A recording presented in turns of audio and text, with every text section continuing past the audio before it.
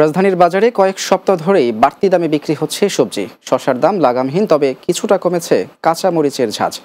সপ্তাহ ব্যবধানে সব ধরনের মুরগির দাম কেজি প্রতি বেড়েছে 10 থেকে 20 টাকা পর্যন্ত। এছাড়া ঊর্ধ্বমুখী মাছ ও চালের বাজার।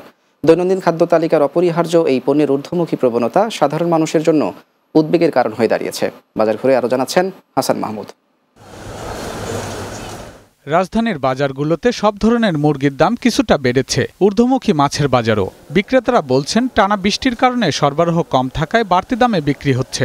গেছে সপ্তাহ তুলনায় এই সপ্তাহ সব মুরগি কেজিতে 15-20 টাকা বাড়ছে। সাধারণ মানুষের মুরগির যে দাম বাড়ছে, এটাতে তাদের সমস্যা হয়েছে। মাছের আমদানি কম থাকায় প্রতি মাছের দাম বেশি। মাছ ধরা পড়ছে না, অ্যাভেলেবেল মাছ ধরা পড়ছে। আমাদের মতো জনগণের তো কষ্ট। বাজারে চালের দাম এখনো বেশ চড়া। নতুন করে দাম না বাড়লেও বিক্রি হচ্ছে আগের বাড়তি দামেই।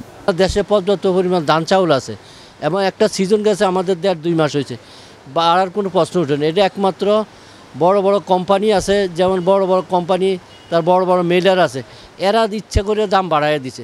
সাধারণ মানুষের উপর ব্যাপক প্রভাব পড়ছে। ব্যাপক প্রভাব, যার মনে করেন দিনমজুর, তাদের জন্য এটা মারাত্মক প্রভাব। বাজারে সবজির দাম কিছুতেই কমছে না। বাড়তি দামে বিক্রি হচ্ছে প্রায় সব ধরনের সবজি। অস্বাভাবিকভাবে বেড়েছে শসার দাম, তবে কাঁচা মরিচের দাম কিছুটা কমেছে। পেঁপে 30, কাঁকরোল 50, ভেন্ডি 40 টাকা, সয়া 50 টাকা, পটল 40 টাকা, লাউ 50 টাকা। শসার দাম একটু ঊর্ধ্বমুখী, সবজির দাম একটু সস্তা হলে আমরা যারা নিম্নবিত্ত লোক তারা খেতে পারবো।